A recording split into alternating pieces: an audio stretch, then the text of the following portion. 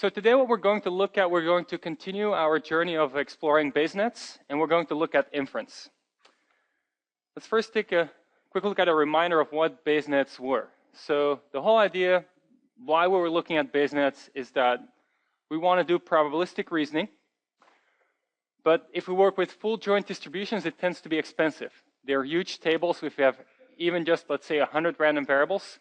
So we wanted a more efficient representation, and Bayes nets is our more efficient representation. What are they?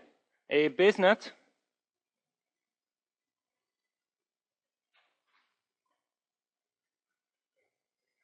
consists of two parts. One part is the graph. It's a directed acyclic graph, no directed cycles, with one node per random variable. Second, there's a set of tables. Each node in the graph has a conditional probability table associated with it for that random variable conditioned on its parents.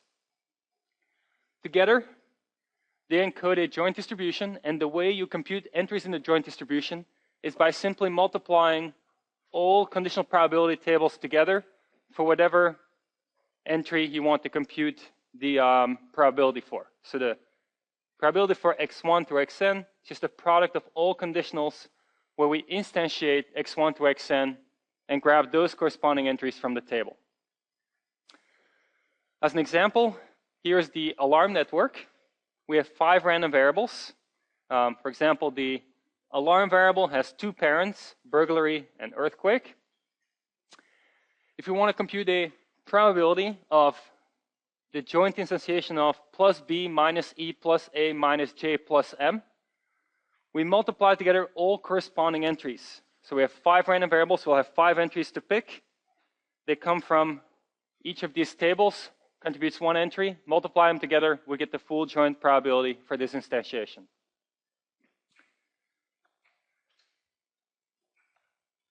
Okay, so in lecture 2 lectures ago, we saw the Bayes net representation. We just quickly recapped. Last lecture, you covered conditional independencies. You looked at what conditional independencies are guaranteed to be true from just looking at the graph of the Bayes net. Today we're going to move on to probabilistic inference.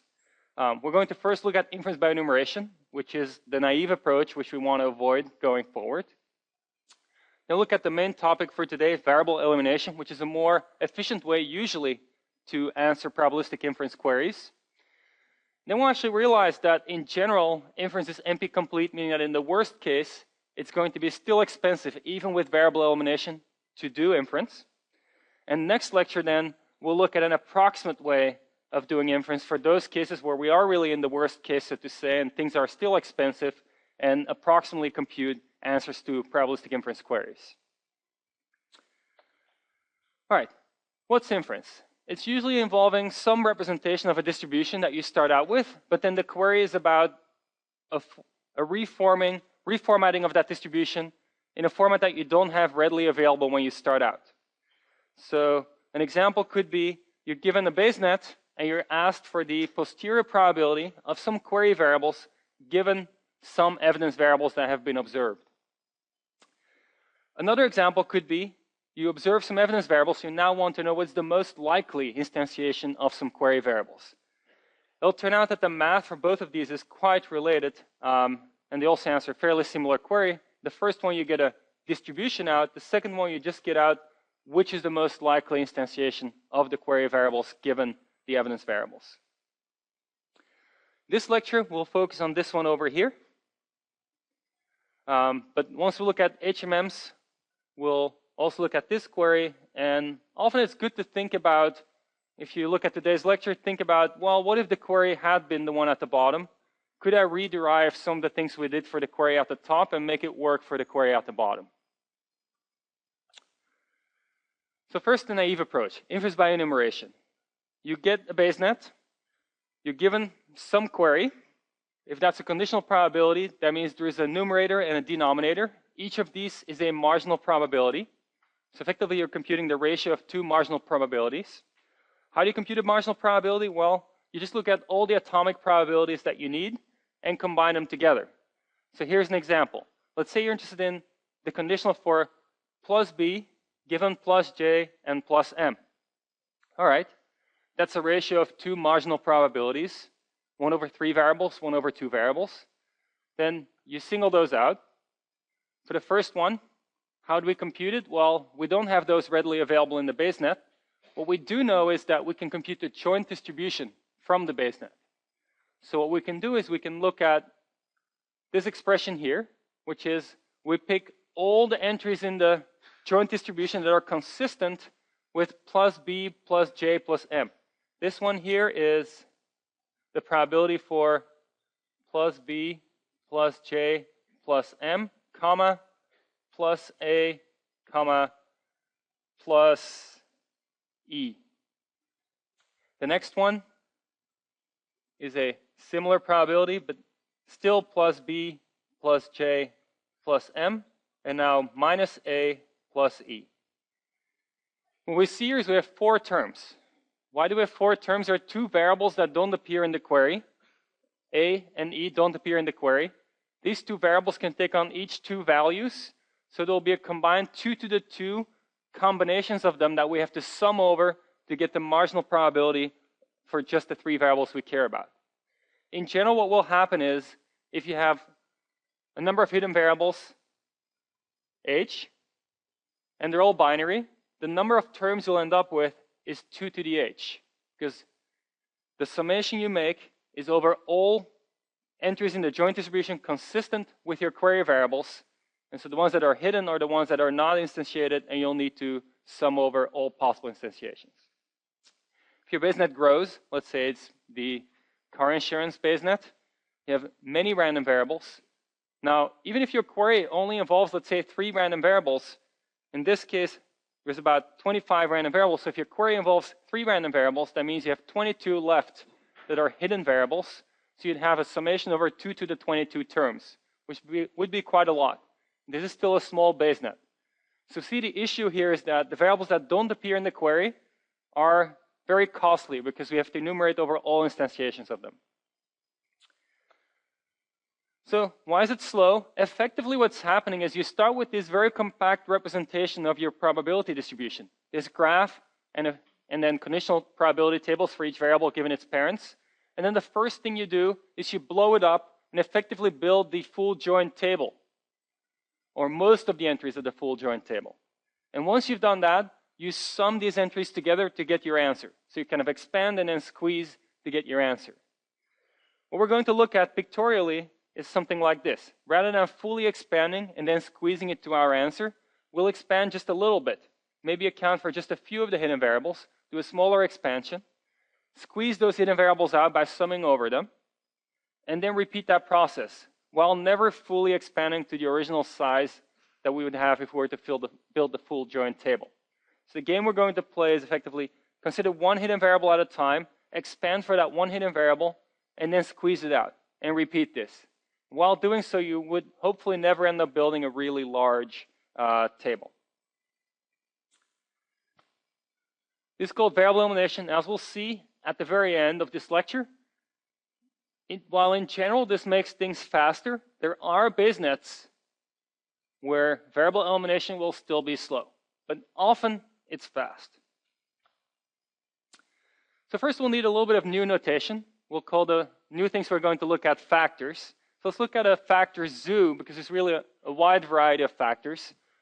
A first example of a factor is a joint distribution. We know what a joint distribution is. Let's say a distribution over 2 random variables, x and y. We know that would be effectively 2-dimensional table, 2 variables that can take on their different values in their domains, and then you have a number here at the end that's the probability of that instantiation. We'll now consider that just one example of a factor. Here's another factor, a selected joint. What that means is we will start from a joint distribution effectively, but then take one of the random variables, instantiate it to a particular value, and only retain those entries in the joint that are consistent with that particular value. So in this case here, we instantiated temperature to cold and subselected just the 2 rows from the joint table here. That's our selected joint. This actually doesn't sum to 1. In general, factors will not sum to 1. So we'll be considering tables that involve probabilities, but they will not be joint distributions, and so they're not required to sum to 1. if you want to tie back the factors that we're looking at to the animals in the zoo, the way we're representing this is that, in general, a factor would correspond to some conditional if variables appear before the conditioning bar. Those would be the head of the animal. In this case, we only have variables in front of the conditioning bar, so our animal has only a head, effectively. If there are variables behind the conditioning bar in the factor, then our animal will have tails, multiple tails if it can take on multiple values. So that's the pictorial correspondence. We'll have pretty much any type of animal that you can come up with in terms of variation of heads and tails. Another thing to remind you of is that whether a variable is capitalized or not actually plays a big role in our notation. If it's capitalized, it means it's still a variable. If it's lowercase, it means it's now instantiated to whatever the lowercase instantiation is indicating. Cold here is lowercase, and so temperature is not varying in this table, it's fixed. All right, a single conditional. The conditional distribution for a random variable y given x taking on some particular value, lowercase x. Table could look like this. In this case, the table sums to 1 because it is a distribution. You can also look at a family of conditionals where you now let the tail end of the conditional vary too. So y, x given y, where y is now a variable. This means we have multiple conditional tables merged together into one factor. So what we have here is a family of conditionals consisting of 2 conditional distributions. A last example, which might look a little funny at first, is one where we have instantiated what's in front of the conditioning bar, but not what's behind the conditioning bar. So y is lowercase, so fixed. X is uppercase, so it's still variable. This thing over here is an example of a factor that is a specified family.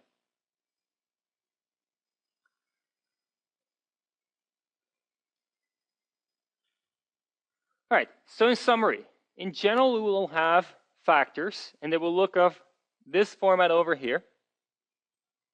Some of these variables might appear lowercase, meaning we instantiated them. And so in the table corresponding to the factor, there will be always that specific value. The entries in the factor can always be computed by just looking at the corresponding probabilities. Every entry in these factors is a probability or a conditional probability. It's just a factor will describe which exact subset of probabilities we're interested in.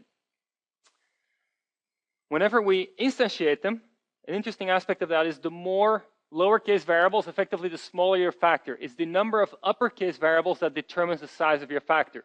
Because those are the variables that will vary. If you have, let's say, 5 uppercase variables, that means if they're binary, you have 2 to the 5 entries, independent of the number of lowercase variables appearing. So let's look at our traffic domain example. The first variable is whether it's raining or not. Second variable is whether there's traffic or not. And the third variable is whether you're late for class or not. As a BaseNet, we start with just these 3 factors. These happen to be a marginal for just R, a family of conditionals for T given R, and a family of conditionals for L given T. All 3 of them are factors, and we'll just think of them as factors for this lecture, because the difference between these will not matter for the computation we're going to do. All right, variable elimination. How's that going to work? We will track these factors. They're the object that we're going to be paying attention to, and the initial factors are the local conditional probability tables, 1 per node. So for our rain, traffic, late example, we start with 3 factors. If any values are known, meaning we have evidence that's been observed, then those factors will shrink. We will fix that evidence. In this case, L was observed to be plus L, so only these 2 rows are retained in this initial factor that we start out with. So this will be our starting point if we had a probabilistic inference query where L was observed to be equal to plus L.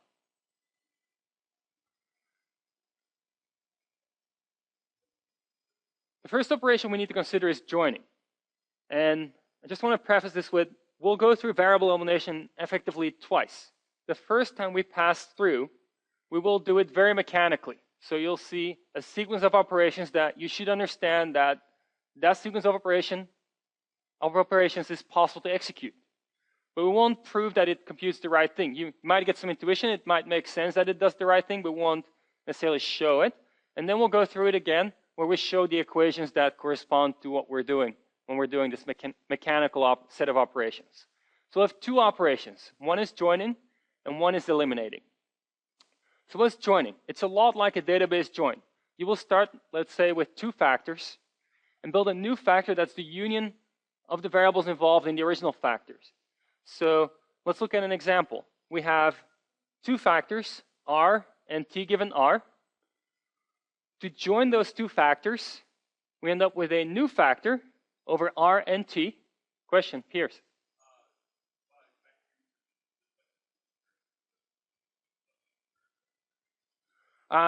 Factor in this case doesn't mean variable. It's not like you have term and factor and maybe an arithmetic expression.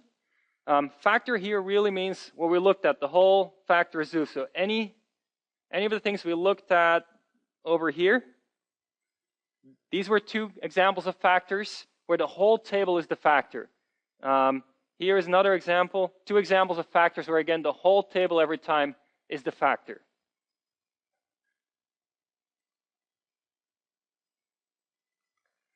So in this case, our first factor is this table over here. Second one is this table over here.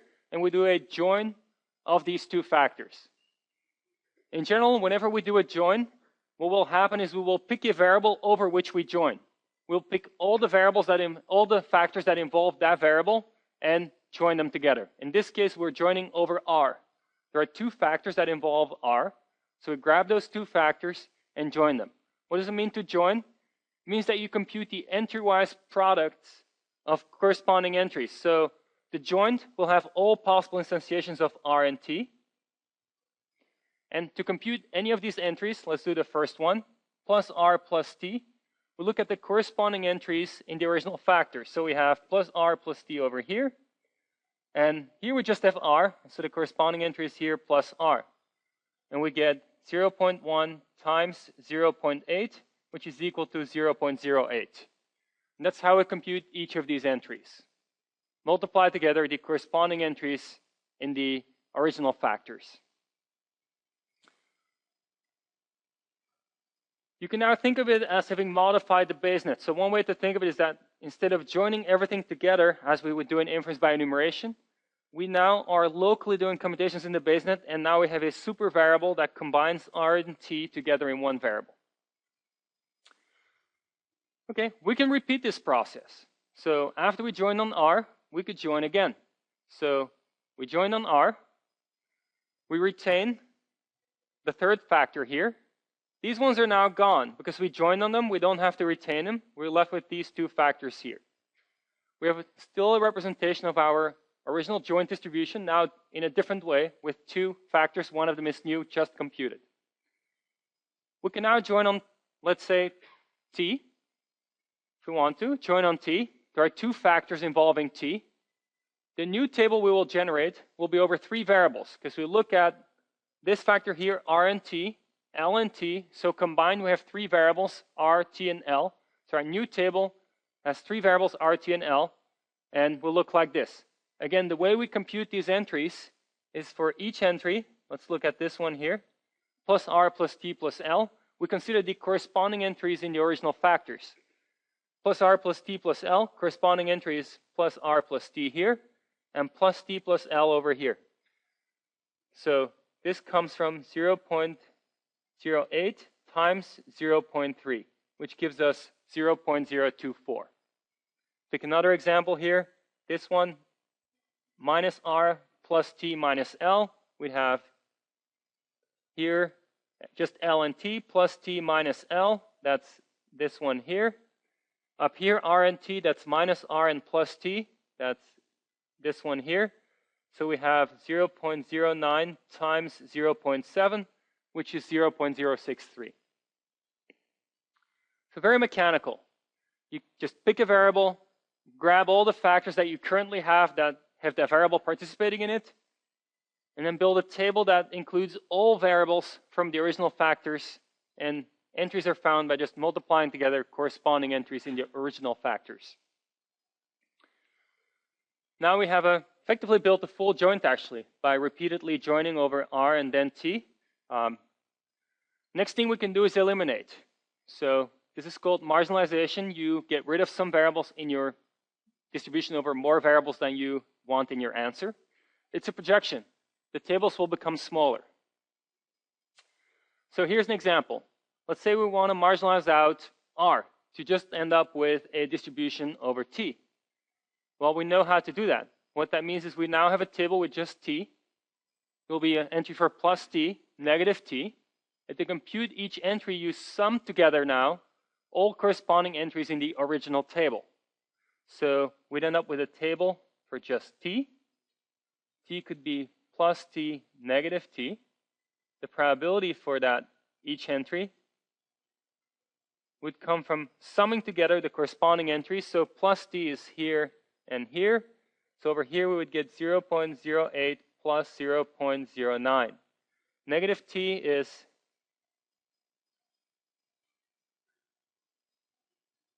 here and here. Summing those together gives us the entry for the new factor that we just are computing here. So that's elimination.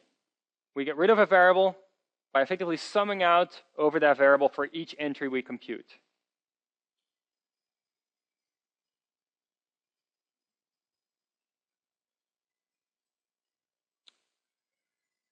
We can do multiple eliminations in a row. So we did join on R, join on T, built this large table here, which is actually the full joint distribution over R, T, and L defined by the base net. We can now do a sum out over R. How do we get these entries? Well, when R disappears, we're just left with T and L. So we have as variables T and L, which can take on all their combined instantiations. You get any entry here, let's say the first one. You look at the corresponding entries, plus T plus L, which is here and here, and then sum those together. 0.024 plus 0.027 gives us the 0.051. Now we have a factor over T and L. We can now sum out T. Same procedure. How did we find, let's say, this entry here? Well, all entries that have minus L here and here, sum those two together and you get 0.886. What we just did, we just answered a probabilistic inference query. We answered the query, what is the marginal distribution for the random variable L given the joint distribution that we were given initially encoded as a base net? And we answered the query by first joining over R and T, building effectively the full joint distribution, and then eliminating, getting rid of R and T, and just having the marginal over L left over. So far, we haven't really saved ourselves a lot of time. We built a full joint distribution, which is the expensive thing we want to avoid. But what we have seen is we've seen the operations in action. We've seen a join in action twice. We've seen an elimination in action twice. What we're going to do now is interleave those operations. So rather than join, join, eliminate, eliminate, we're going to do join, eliminate, join, eliminate. And we'll see that we will not end up building as big a table as we did right now. So inference by enumeration is join, join, eliminate, eliminate, and this could be more than twice. Variable elimination will interleave the two operations. And this will allow you to grow a little bit, right away shrink, grow a little bit, right away shrink, and still get to the answer. So let's do our example that we just ran through again, but with this interleaving of the operations. So we start with a join on R, which we know how to do. This is actually the same as before. So we're left with these two factors had R in them. They also had T. So we're left with a factor over R and T over here. That's substituting for the original two. And we retain the third factor because nothing happened to it. Now, rather than joining on T as the next step, we're going to eliminate R. So we can do this. Why can we do this? Technically, we can do this because R is now appearing in only one table. You can only eliminate a variable once it appears in only one table. If a variable appears in more than one table, if you were to eliminate it separately in these tables, you lose some relationship between variables. You always first need to join, then you're allowed to eliminate. So we join on R, that means we're now allowed to eliminate it by summing out over R, which gives us a table over just T. We know how to compute this table. For the plus T entry, we just look at plus T, sum those two together to get 0.17. The other factor here, nothing happened to it, so we just retain it. Now we join again. Now we do our join on T. Which factors have T in them? Well, the top one here and the one at the bottom here, they both have T in them. We join them together. The variables T and L appear in these factors, so we'll end up with a new factor over T and L. Here's our new factor over T and L. Again, the way you compute these entries is by multiplying together corresponding entries. So the 0.083 minus T plus L comes from minus T plus L over here and minus T over here. 0.83 times 0.1, giving us 0.083. Now we can sum out again. Let's sum out over T here. We end up with just a marginal for L. The important thing to note here is that in this process, we never build a table over more than two variables.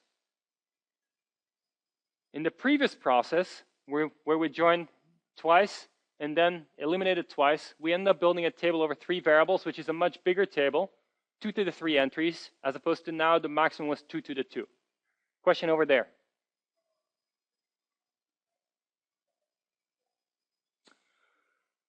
Do these tables have to sum up to 1? The last one here. So this depends. It depends on what it means, because what we happen to compute here is the marginal for L. It will sum to 1. If we ever compute factors along the way that are not marginals, or that are not just a conditional, then those tables will not sum to 1. In this particular case, I think all the tables sum to, well, they don't all sum to 1. So this one sums to 1. This one sums to 1 because they're both joint distributions. Then this one here is a family of conditionals where we have two values for what we condition on. So this will sum to 2. This one here is a marginal sum to 1, and so forth.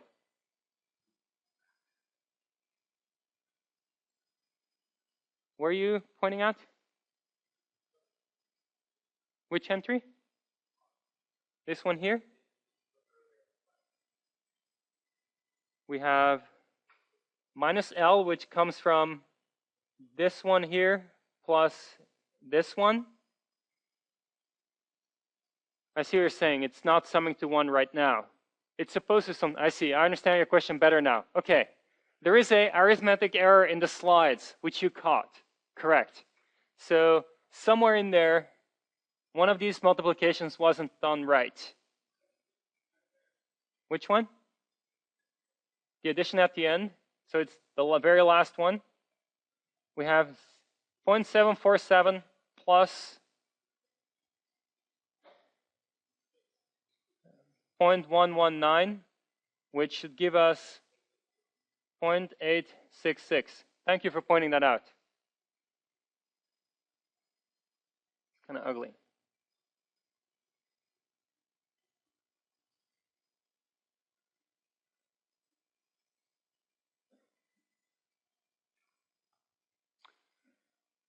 This example didn't involve any evidence. So we had a query for a marginal distribution involving a set of query variables but no evidence variables. What happens with evidence? The procedure is quite similar. Let's say we have as evidence variable plus R. That means we shrink all tables that have R in them. R is not a variable anymore now for our inference. It's a fixed instantiation. We shrink it down. First table, second table, last table doesn't have R, so it stays the same. And now we can go through this exact same procedure. We will join over variables that don't appear. We'll join over variables that are not instantiated yet. So we'll join over T and L, and we'll sum out over them unless they appear in our query. So what's the general procedure here? Let's say we start with plus R, comma L as our factor.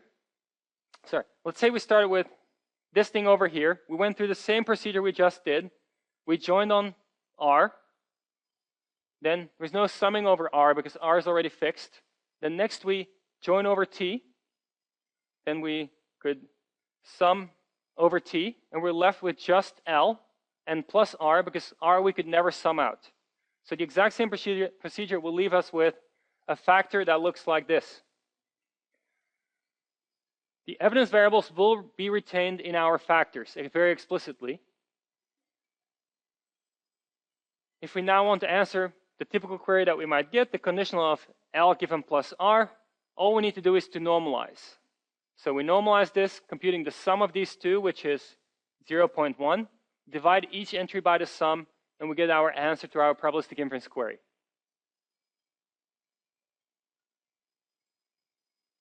So that's the only thing that's different. Going back to the slide where we stepped through the whole procedure, the thing that would be different in this entire procedure is that we would have retained just the entries consistent with plus R, so this would have been gone. When we joined on R, we would have had a plus R here. These entries would not have existed. Then when we sum that over R, that's actually not something you can do. When R is fixed to plus R, you wouldn't sum out over this. So you could kind of skip this step. You would forget about this, no need to sum. Then next thing you could do, join on T, you would be joining these two tables here rather than these two tables here, but it'd be the same kind of thing. The join would still, for each of these entries that you would compute, look at the consistent entries in the original table for T and L. And then you would sum out over T. Here you would have a plus R appearing, and you'd have a plus R appearing here. But overall, the procedure is the same. You just got rid of some rows, and now you can't sum out over the variable because it's already fixed.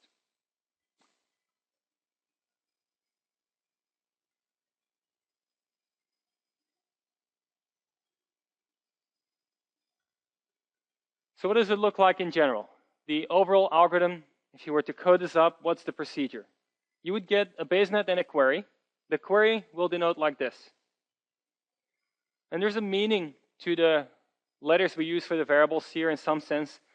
Q stands for query variables. Those are the variables that appear in front of the conditioning bar in our query. E1 through EK are the evidence variables. Those are the variables you have an observation of. There will be typically other variables. Those are called the hidden variables. So you'll have some set of variables, x1 through xn. Some of these will be query variables, some of these will be evidence variables, and some of these will be neither. Those will be the hidden variables. Then you start with the initial factors. These are the conditional probability tables in your basenet. Only retain those entries consistent with the evidence. So in this case, consistent with E1 through EK. This will shrink a lot of your tables if you have a lot of evidence. Then you loop. While there are still hidden variables, those are the ones not appearing in the query, you pick a hidden variable, you grab all factors involving that hidden variable, you join those factors together. Once you join them together, you get a bigger table typically than you had before. It'll involve all variables that participated in a factor with a hidden variable. Now that new table is the only table where that hidden variable h will appear. So you can now sum out over h, eliminate it, and get a new factor that replaces all the original factors that used to involve h. And then you repeat this until you have no hidden variables left. Once you're done with eliminating all hidden variables by joining on them one at a time and eliminating them, you might have multiple factors left. Sometimes you'll have one factor left, sometimes multiple factors. Both are possible. However many you have left, you join them all together, and the result of that join will be the joint distribution between Q and E1, E2, and so forth till EK. So it'll be a selected joint. From the joint over Q and all evidence variables, you'll have selected those rows consistent with the evidence. To get the answer to your original query over here, you now normalize that joint, selected joint, to get out your conditional probability table for Q given E1 through EK.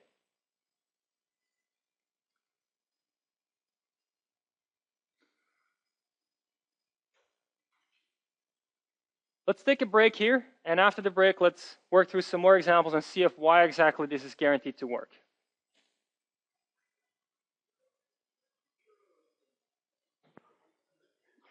All right, let's restart, and let's, for the first couple minutes after the break, let's look at the P1 mini contest results.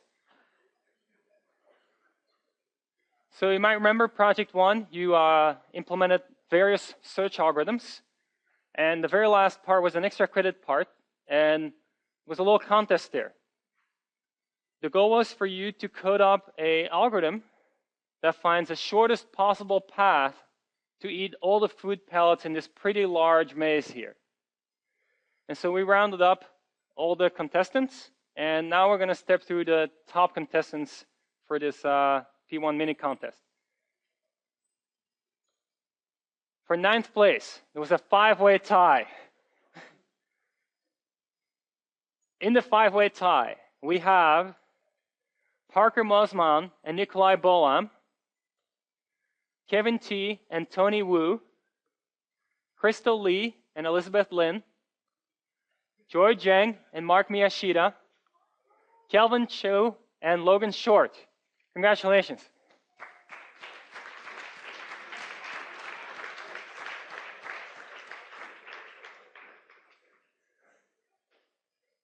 Could maybe our 5-way tie people raise their hand quickly so we have an idea of, we can see their real faces. One real face. 2 over there.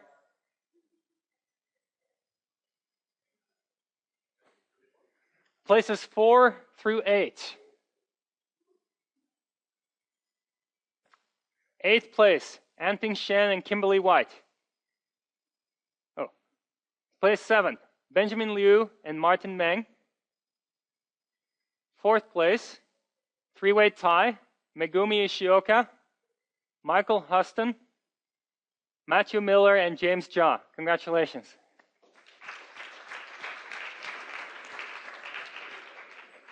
Could our places 4 through 8 raise their hands so we have an idea of who they are here in lecture? 4 through 8. Over here. Over there. People are very shy raising their hands.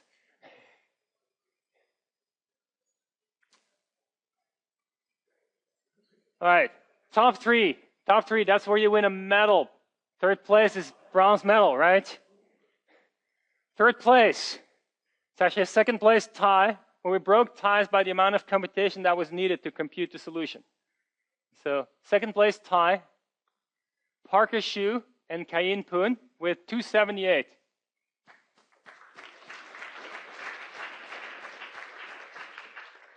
Are Parker and Kayin here? Let's see. Over there. Congratulations, guys. Their strategy: identify food pellets with more than 2 food neighbors, construct a graph representing sets of connected dots. Similar to closest dot search agent, but optimized for efficiently exploring branches and junctions by dividing the problem into multiple subproblems. So in some sense, a hierarchical approach. What does it look like if you run their algorithm? Let's take a look.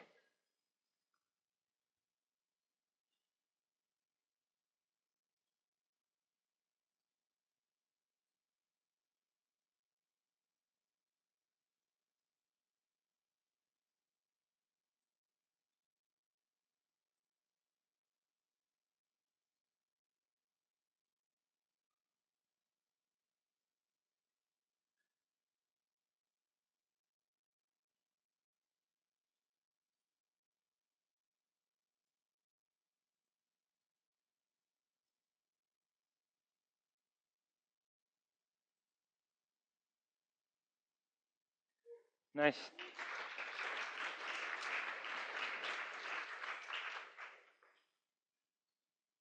Also in 2nd place tie, but with so same number of steps to eat all the food pellets, but slightly faster computation. For the silver medal, Kevin Yun and Albert Liu. Congratulations. Are Kevin and Albert here? Not here? How do you know so sure?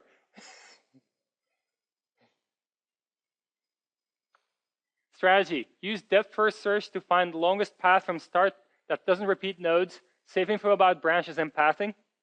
Iteratively add the longest branch possible that does not intersect itself until end up with a traversal that eats all dots.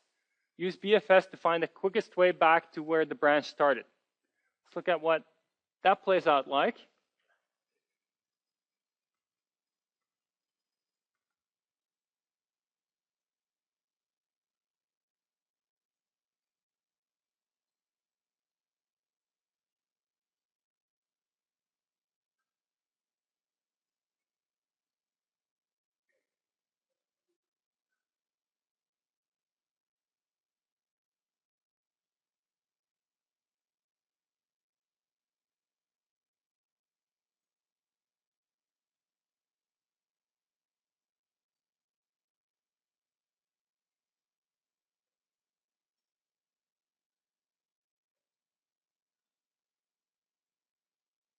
Nice.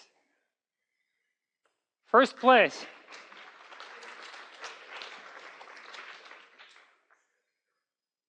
Gold medal going to Dennis Liu. Right there.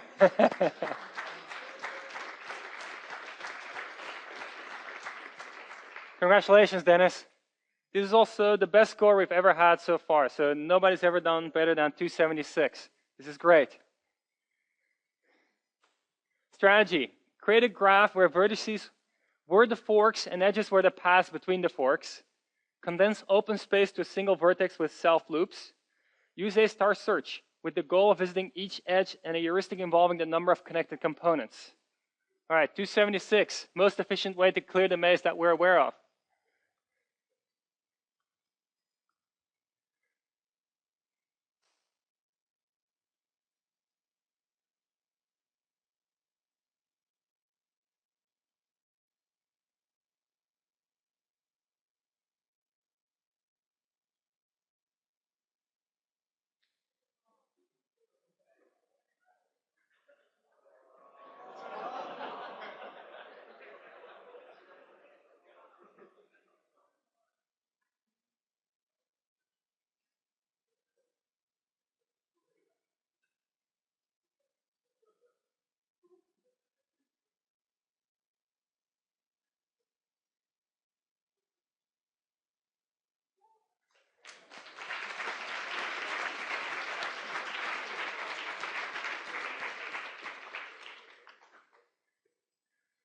Mini contest 2 will highlight in next lecture.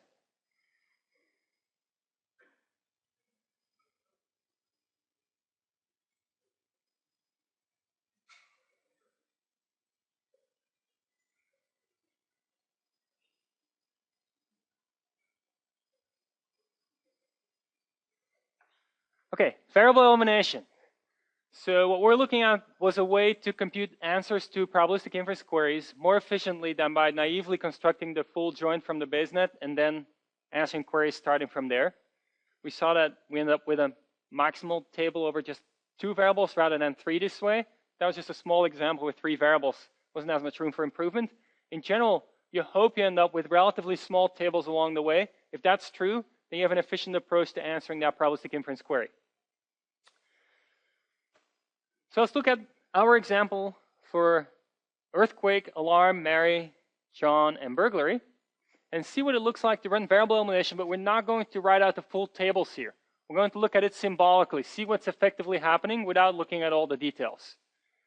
So our query here is the conditional for burglary given some instantiation J for John and some instantiation M for Mary, which we know is proportional to the selected joint over burglary and then selecting J and M. The initial factors are these factors over here, and note that we instantiate J and M with their lowercase instantiations. We run variable elimination. First thing to do is to pick a hidden variable. What are our hidden variables? Well, we have as hidden variables, in this case, it's all the variables that don't appear in the query. So hidden variables are, in this case, E and A. You can select either one of them. In this case, we select A. These are the factors involving A.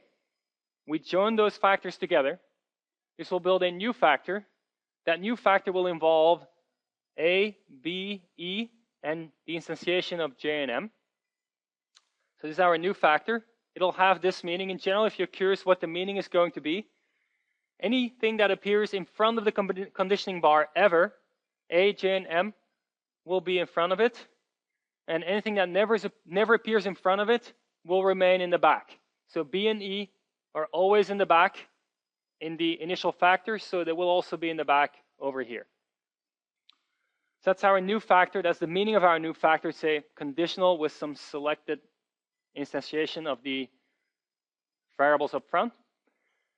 We know how to compute this. This is going to be a table that is effectively three-dimensional. There are three variables, A, B, and E. Each will take on all its instantiations. They're binary, so we'll have a table with 2 to the 3, which is 8 rows. And we'll compute each of those rows' instantiations, corresponding probabilities, by multiplying together 3 numbers coming from over here. Once we joined over A, we can eliminate it by summing over A. We shrink that new factor down, get rid of A, and we then end up with this factor over here. This will be a factor over 2 variables. B and E, they're both binary, so a factor with 4 rows. Now we're left with these 3 factors over here. Where did I get these? Well, B, PB, and PE were untouched, so we retain them. The other 3 here were used to compute our new factor, and so we're absorbed, and we don't need to consider them again. Otherwise, we would be double counting those factors. Okay, let's copy those 3 factors to the top of the next slide. One hidden variable left, E. So only one choice, we choose E. What are the factors involving E? This one and this one. We join those factors together, giving us a new factor over the variables E and B, and with J and M instantiated. Again, to find the meaning, if you want to find the meaning, everything that ever appears up front, which is E, J, and M, will appear up front here. Everything else stays in the back. Then we can, after joining, we can sum out the variable that we just joined over, in this case E. We get a new factor over here where E has been eliminated. These 2 factors have been absorbed into this new factor over here. We're left with PB and P, J, M instantiated given B. At this point, there are no hidden variables left. Remember, our query was distribution for B given J, M. So no hidden variables left. We're done with the hidden variable elimination. Next step is to join all factors that remain. Okay, to join these factors, we build a new factor that involves all the variables appearing here. So it's B as a variable and J and M instantiated, and build a corresponding table.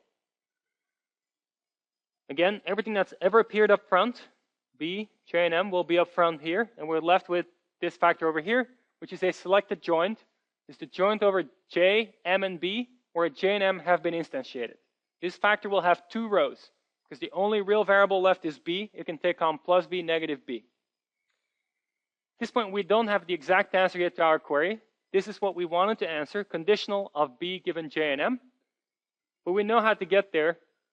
All we need to do is to normalize. From this thing here to get the conditional, we compute the sum of all entries. That's our normalization constant. Divide by it, and that's our conditional. We have answered our query here, B given J, M.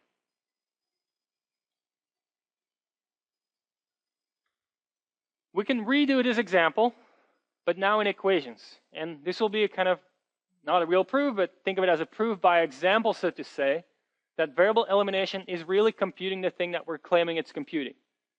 Hopefully at this point it's clear how to mechanically apply it, but it might not yet be clear because we haven't fully pointed that out, why it does the right thing. So let's do the same procedure again, but now stepping through the math. So again, this is our query over here. B given J, M.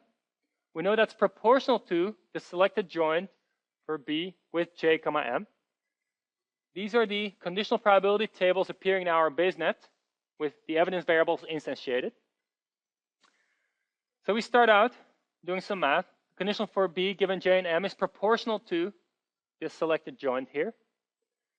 Now we don't have any distribution available over just the 3 variables. What we get from our BaseNet is a full joint distribution. That's what it encodes. So we're going to back out to something that involves a full joint distribution. So what we have here is the full joint distribution. Every entry here appearing in the sum comes from the full joint distribution over B, J, M, E, and A. Now, E and A are variables we have to sum out over, right? To get the distribution, the probability for B, J, and M, we need to sum over all instantiations of E and A of the joint over B, J, and M with E and A. That's the same thing as saying probability for, let's say, plus Y equals sum over X, probability of X comma plus Y, right? We just have additional variables now, and we sum over them to get back to the marginal. This is always true. Next step here. Here we use the properties of the BaseNet. The BaseNet tells us that the joint over these 5 variables can be rewritten in this particular way, because this is the BaseNet structure here. So we know how we can rewrite the full joint over the 5 variables as a product of conditional probabilities for each variable given its parents. Now we're going to use this property over here. X times, in parentheses, Y plus Z is the same as X times Y plus X times Z. That's what we're going to do in this step here. How are we doing this? Well, let's look at what's going on here. We have a summation over E and A taking on different values. But when we sum over A, the summation over A we pushed over here. Why could we do that? Because this factor and this factor don't involve A. And so we can bring those factors up front. They don't involve A, bring them up front, push a summation behind them. And so now, here behind the sum over A, we just retain those factors that have A in them. Well, the next step is a join and sum out procedure. So joining over A and summing over A gives us a new factor over B, E, J, and M.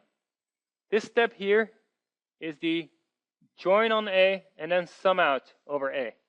That's what we have been doing. That's what we've been doing in variable elimination. We've picked hidden variables, picked all the factors that involve that hidden variable, joined them together, and sum out over them.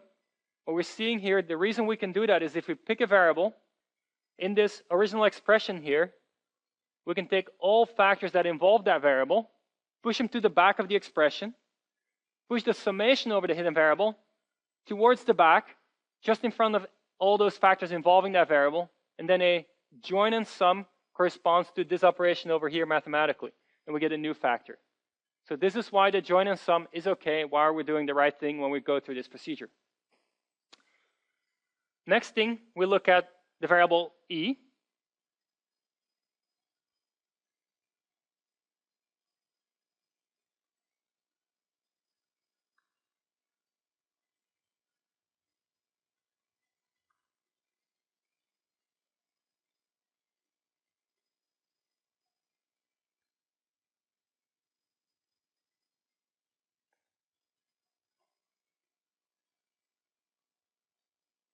Cursor stopped working.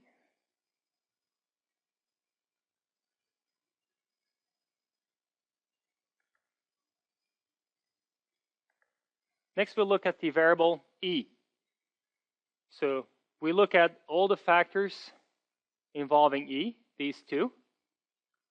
That means we can bring this summation further back, such that we have all the factors involving E in the back, put the summation right in front of it, and then we can join on E, which is multiplying those factors together, and then sum out over E. That's our second join and eliminate that we did in the variable elimination procedure. And we see here that, again, mathematically, that's a correct thing to be doing.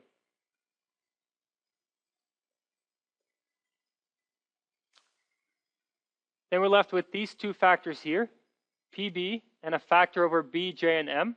That's what we had on the previous slide here. We were left with a factor over B and J, M, and B. we were just to multiply those together. We see the same thing here. All we need to do is multiply those together. It's already given to us that we're supposed to multiply them together. So here, by example, we saw that if you eliminate the variable a and then e, the way we described procedurally, effectively what you're doing is you're reordering operations.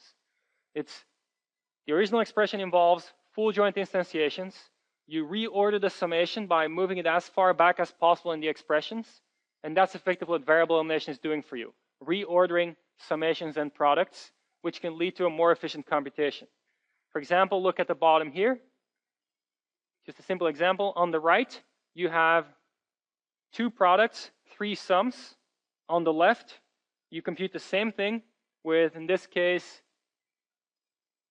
7 sums and 16 products.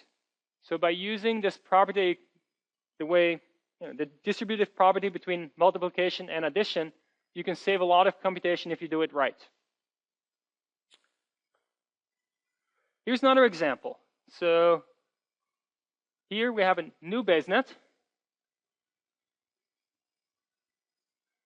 The query here is the conditional for x3 given y1, y2, y3. First step again is inserting evidence. So these are our resulting factors.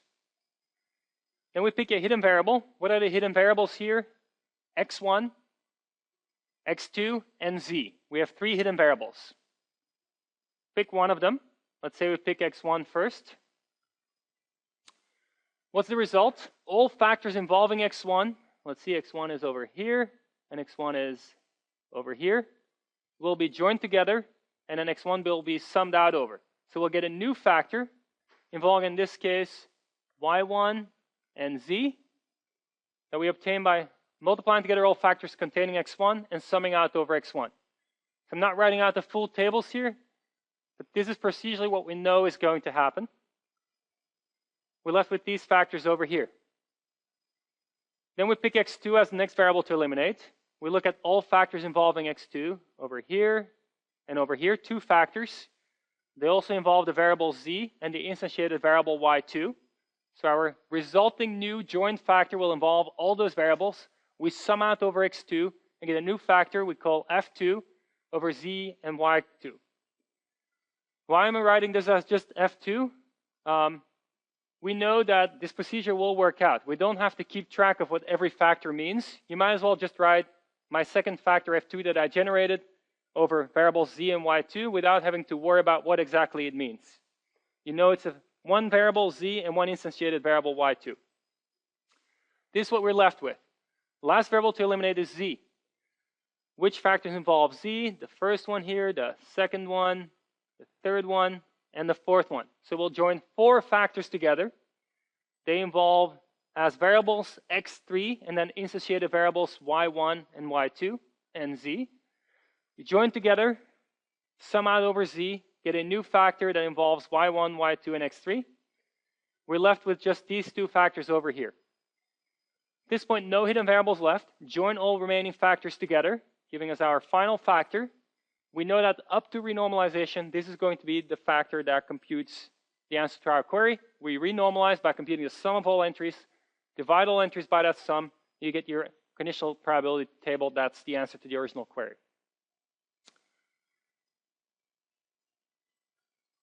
One thing to think about here is how much computation does this require? So if you look at the factors being generated, what's the work involved here?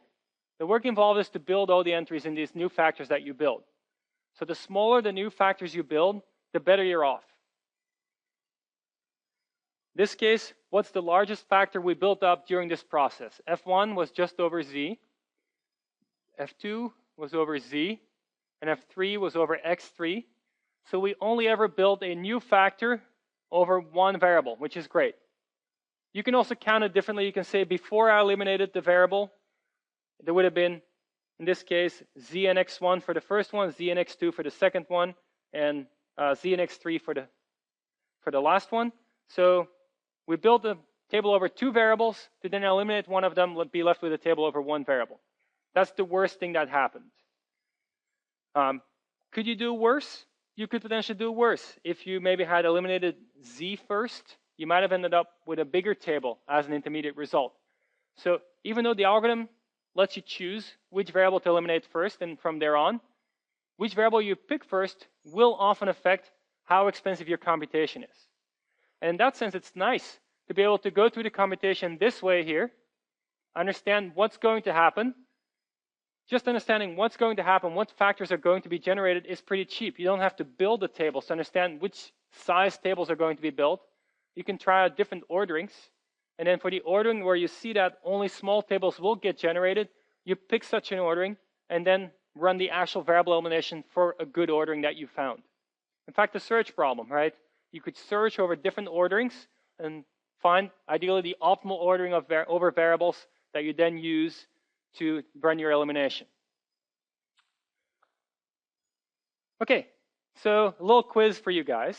In this case, the query is x1 given y1 through yn. The y variables are sitting all at the bottom here. x1 is over here. So the hidden variables are x2 through xn and z. Can you come up with an order of variables so that variable elimination is very expensive, so you compute huge tables in the process? And can you also come up with an ordering of variables such that variable elimination is quite cheap and only computes very small tables along the way? I'll give you a minute to think about it and chat with your neighbors.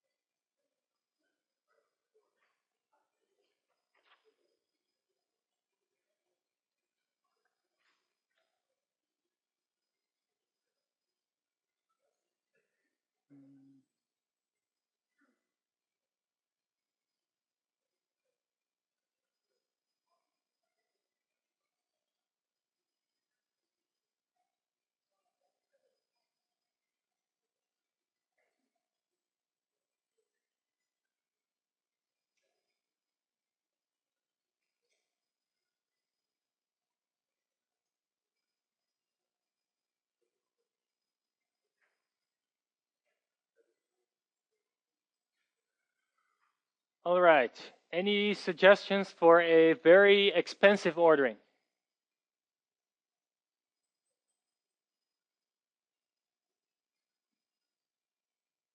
Let's take a vote.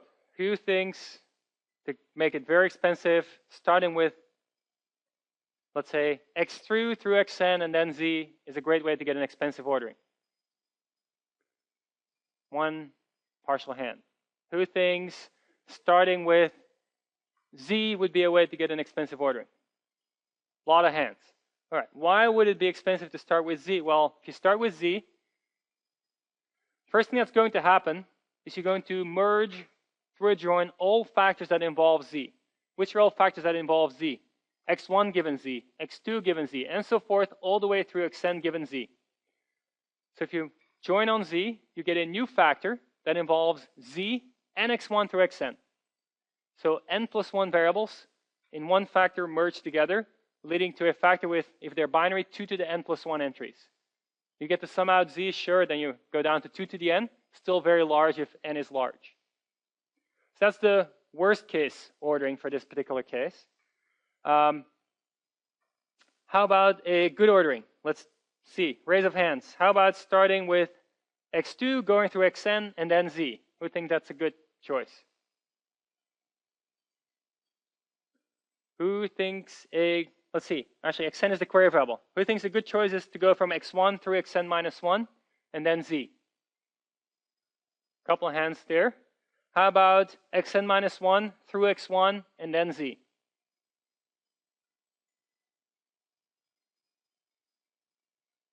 One hand for that one.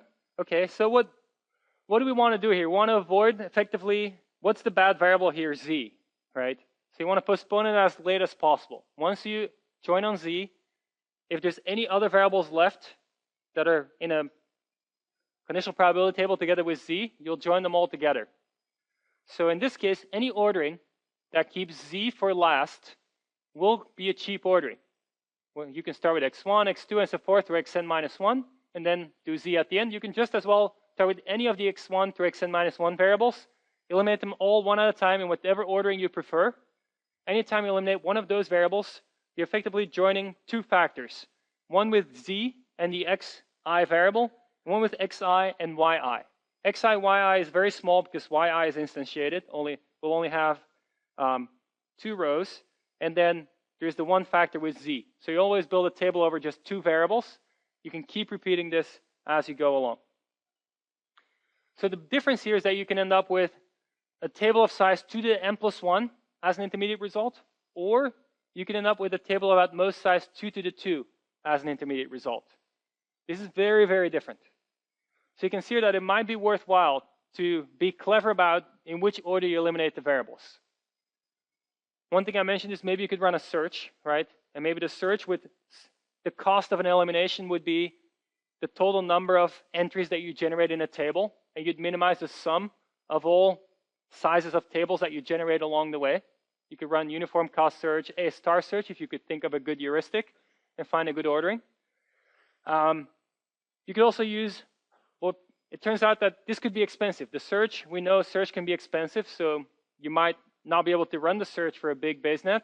And so a heuristic a lot of people end up using is just pick the next variable, the one that introduces the smallest next factor. So very greedy. You just look at all possible actions, which is picking a variable to join and eliminate, and then you pick the one that generates the smallest table among all choices. Keep repeating this.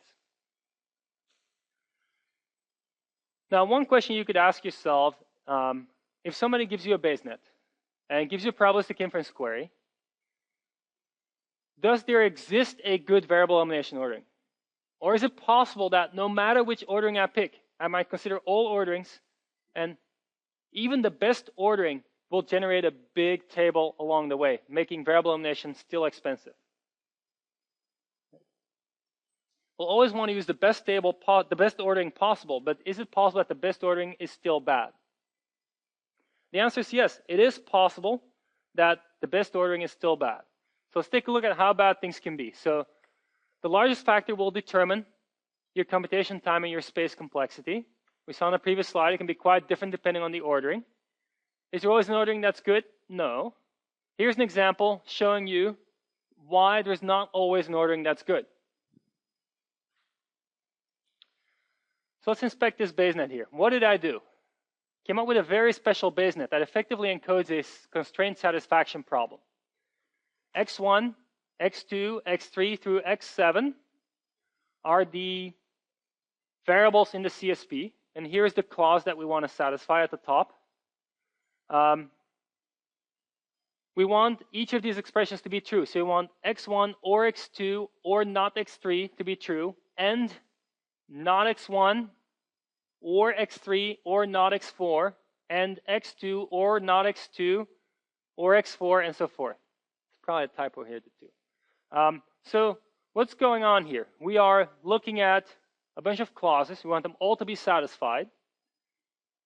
We put the variables at the top in the basenet. Then I introduce some intermediary variables. What is y1? y1 corresponds to the first clause over here. It encodes x1 or x2 or not x3.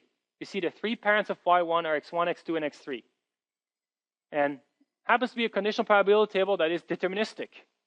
If you know the values for x1, x2, and x3, you can deterministically compute y1. But that's just as well a conditional probability table. It's just a very special one. Same for y2. The conditional probability table encodes this second clause over here. It's not x1 or x3 or not x4. So the parents of y2 are x1, x3, and x4, and so forth. Then the z variable is effectively the end together of all the y1 through y8 variables. Now I played a little trick here to keep all the conditional probability tables small. I'm not giving z 8 parents because that would make for a big table. I want to keep the base net small, so I'm actually doing a pairwise end here. So y1, 2 is the end of 1 and 2. y3, 4 is the end of 3 and 4, y5, 6 is the end of 5 and 6, 7, 8 is the end of 7 and 8. Then 1, 2, 3, 4 here is the end of y1, 2 and y3, 4. Similar here for y5, 6, 7, 8. And then z is the end of these two conglomerative y variables at the end. So what we have here is a basenet. This basenet has conditional probability tables that are all very small. Every one of those variables has at most 3 parents. They're all binary. So every one of these tables has at most 8 entries. So we know our basenet has a very small encoding of our problem. We also know that if we could answer the query, if we can compute the distribution for just z, and then see whether there's any probability that z is non-zero, then we know whether this constraint satisfaction problem has a solution or not. And we'll assume for the marginals for the x variables that they're 50-50 between 0 and 1, right? So if there's any instantiation that works to satisfy all the constraints, then z will have non-zero probability of being 1. What that means is if we have a procedure that does efficient probabilistic inference in a basenet, and that is in general efficient, where you say this procedure will always efficiently compute the answer to your probabilistic inference query, then you have come up with a procedure that allows to solve 3-sat problems very efficiently. And that's something that nobody knows is possible to do. People believe that's not possible. There's a class of problems that nobody really knows how expensive it is to solve them, but the best known algorithm is quite expensive. Those are called the class of NP-complete problems. And so what we showed here is that inference in a basenet belongs to that class of NP-complete problems, in that if you can solve inference in a basenet, you can solve that entire class of NP-complete problems. A corollary of this is that variable elimination is not guaranteed to always be efficient. There will be basenets, for example, this one here, where it might not be efficient. Of course, efficiency here, you need to measure as a function of how, as the basenet grows. So the idea here is, if your basenet gets bigger and bigger, how will the computation scale with the size of the basenet, right? If your CSP, your 3-sat problem was very, very large, then it's likely that variable elimination will end up with a big factor somewhere along the way, and there will be no ordering that can avoid that. As with all these things, whether it be inference in basenets or solving CSPs, that doesn't stop us necessarily to try to solve these problems, right? We know that we can encode a lot of interesting problems with basenets.